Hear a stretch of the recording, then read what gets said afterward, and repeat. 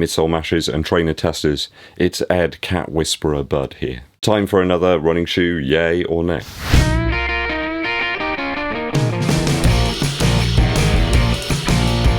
Quick disclaimer, this show isn't me saying that a running shoe's total trash or it's fantastic. I can't tell that until I've got it on foot. This is me telling you whether I'm going to pick up a pair when the shoes finally release. Sometimes that could be a huge amount of time in the future. It might be within the next couple of weeks, but it's my reasoning behind whether I'm going to pick up a pair for testing or not. First shoe up on the radar this week is the PUMA DEVIATE NITRO Elite. I believe this is like a special version. The SP shoe appears to have finally launched in a few places, but it's sold out pretty quickly in most of the sizes at least. I had a quick look around to see if I could find a UK 11, but no dice. So I'm interested in this shoe for a variety of different reasons. Certainly the upper here looks really close to the Liberate Nitro. I think that's a fantastic upper in terms of aesthetically and functionally. I find it really nice, airy and very flexible. Certainly takes a page out of the Next Percent's book, or maybe even the Adios Pro 2 Cellar Mesh upper. I think it could be similar to that really, if you wanted to make a comparison. They appear to have strapped this upper to the midsole of the Deviate Nitro. Not sure there's a massive amount of difference. Puma don't give away all that much in terms of their website descriptions. So you've got kind of like a best of situation here, like one of those Now compilations that we used to have over here in the UK all the time. The best of the last 2 months.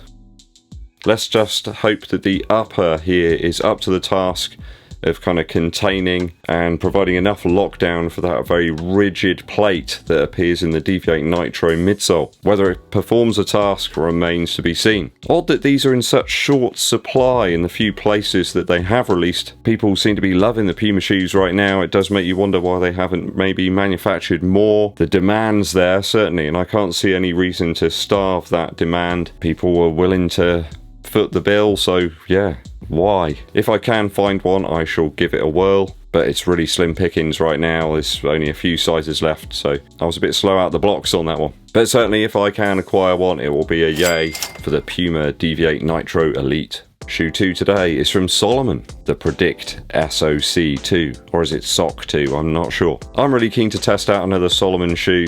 The one I do have I've used quite extensively for indoor climbing and it's fantastic. Been too long in testing out another Salomon shoe. Could the Predict SOC2 be the one for me? We got a real sock-like upper forefoot section here. Really does remind me of the Invincible Run Flyknit 2 from Nike. Yet a more Ultra Boost style cage system to provide some lockdown in the latter part of the shoe. The eyelets there are made up from that kind of cage type material that we've seen in the Ultra Boost models. In the midsole we have Energy Cell Plus, which is Salomon's sort of top level flagship foam. So we're going to have a nice foot forgiving ride. Contra Grip adorns the outsole of this Salomon shoe. Always reminds me of that side-scrolling shoot-'em-up. Interesting thing here though is that sectioned off midsole seems to be very intentional to perhaps aid in movement, sort of like matches the anatomy of your foot, very much like those Nike Free models that we've seen recently. I think they released a trail version of that actually not long ago. We got an 8mm drop here and a lower weight of 238 grams in the typical UK 8.5. Certainly makes for an interesting shoe to pick up and to try out. Just something a little bit different. I really like the Autumn Blaze and Goji Berry model here. About 120 Earth credits UK this one, so it's not going to break the bank. It's not a wallet shaker. So I think it's going to be a yay from me for the Salomon Predict SOC2. I think it will look great in the autumn leaves. And they'll be here pretty soon. I think summer's kind of over now. Shoe 3 today is the Zoomfly 4. So some more pictures have surfaced now of the upcoming Zoomfly 4. This is Nike's pared down plated model. Over the years it's featured a carbon infused nylon plate and then they switched to a carbon plate in the Zoomfly Flyknit. And we got some brand new features here. Well, it's a new upper. I'll tell you what, you know, the Zoomfly 3 was pretty durable. I know lots of people out there that really love that shoe, just found it a bit sort of slappy, like a foam rubber torpedo. It's pretty durable though, I have to say. I took it up to 100 miles and it stood the test of time. We seem to have the same React midsole and outsole here, which some people will really be happy about. My worry here is though, how is it going to hold up against Power Run PB, Lightstrike Pro and Nitro foams of the world? Times have changed since 2019 when this midsole and outsole combo was first utilised. I feel Nike's strength always lies in innovation, trying new things, but this just smacks a little bit of laziness. It's like, oh, what worked last time? What do we sell loads of? Yeah, just bang out another version with a new upper. So it's kind of like the Zoom Fly 3 really, but just with a new Flyknit upper. Doesn't look like any Flyknit I've ever seen. I think Flyknit can be whatever they want it to be. Maybe they'll crochet an upper and call that Flyknit. Although knitting, crochet, very different things. Not sure we'd have the upper lockdown that we require with crochet. And I think it's kind of weird that they're releasing this with the same old midsole and outsole when we've all seen those pictures of the Pegasus 39 or the Pegasus Pro, whatever it is, which has quite a drastically different setup altogether. That one looks futuristic, whereas this just looks like it could have been released a couple of years ago. Not too sure there'll be all that many runners willing to shell out on this shoe, and there's loads of other options available. Doesn't really feature anything drastically new here. The marketplace has shifted a huge amount since then. Yeah, I think people will be saving their Earth credits for something with a little more pop, maybe with some more forgiving foam, and something that's a bit lighter as well, when you consider how light the Endorphin Speed 2 is in comparison to the Zoom Fly 3. So at the moment the Zoom Fly 4 is a big nay for me.